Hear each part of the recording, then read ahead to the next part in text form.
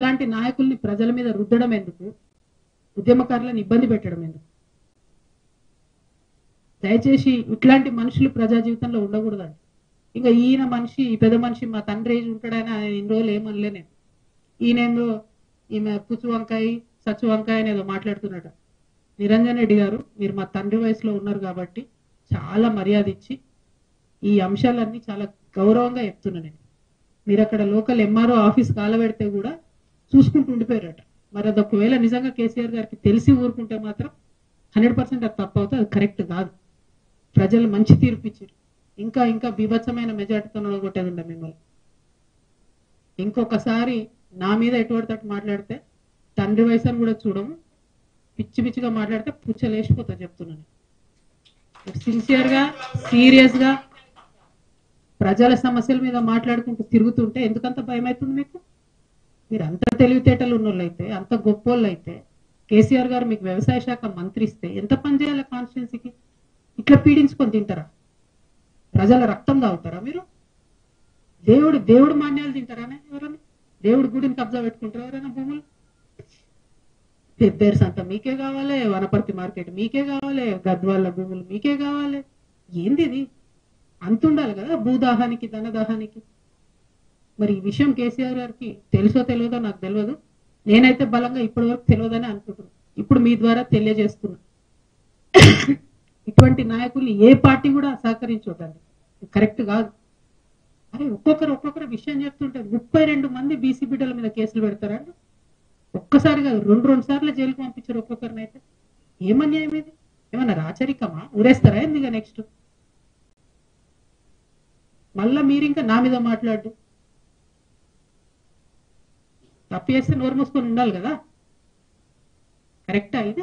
ఇట్లాంటి వాటిని సహకరించడం ఏ పార్టీలకు కూడా కరెక్ట్ కాదు. ఒకటి కాదు, రెండు కాదు, చూస్తుంటే వెతుకుతుంటే అయితే దారుణమైన నిజాలు బయటపడుతున్నాయి.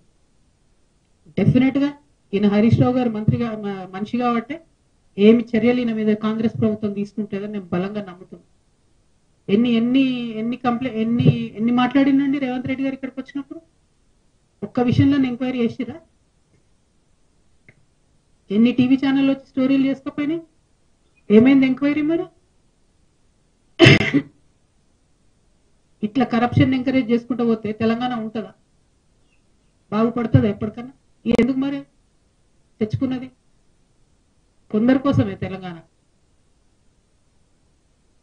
స్వర్గంలో ఉన్న పెద్ద మనిషి మీ మామగారు సిగ్గుపడుతుంటారు మిమ్మల్ని నా పేరు చెడగొట్టినా బాబా. చాలా అన్యాయం. నేను చాలా రోజులు సైలెంట్గా ఉన్నా. మీరు మీ మనుషుల్ని పెట్టి మీరు మాట్లాడి ఎటువంటి ఎందుకు మాట్లాడాలి నా మీద? ఏం తెలుసు మీకు నా గురించి? నేను ఒక ఆడబిడ్డగా నన్ను ఒక పార్టీ నుండి ఒక మాట అడగకుండా నన్ను సస్పెండ్ చేస్తే నా పని నేను చేసుకుంటూ ప్రజల కష్టాలు తెలుసుకోవడానికి పోతున్నా. మీలాంటి వాళ్ళని నేనేం అంటలేను కదా, చూసుకోవాలి కదా. అద్దాల మెడలు ఉన్నారు, వేల మీద రాయలు వేయొద్దు. దీనికి రిటార్ట్ మీరు ఇష్టం వచ్చినట్టు మాట్లాడితే బాగుండదు. నేను చెప్తున్నా, ఒళ్ళు దగ్గర పెట్టుకొని చేసిన అలిగేషన్కి జవాబు ఇవ్వండి. అంతేగాని విమర్శ చేస్తాం, పర్సనల్ గా మాట్లాడతాం, ఆడపిల్ల కదా ఏమంటారులే అనుకుంటున్నాం. ఊరుకునేది లేదు ఇక ముందు నుండి. మీరు చేసిన అన్యాయాలను చూస్తుంటే కింద చాలా చాలా దారుణమైన పరిస్థితులు ఉన్నాయి. ఇక ఈ వనపర్తిలో మాత్రం నిరంజన్ రెడ్డి గారు ఉంటే ఈ నాయకత్వంలో బీఆర్ఎస్ పార్టీ ఇక్కడ బతికి బట్టగట్టే క్వశ్చనే లేదు.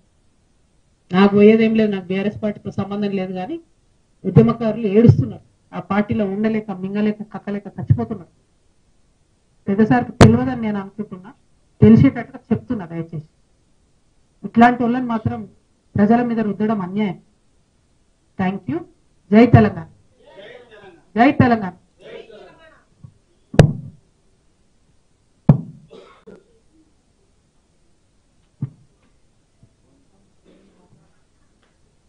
అవునా, మాట్లాడు. మళ్ళీ మీటింగ్ కొనసాగుతుంది.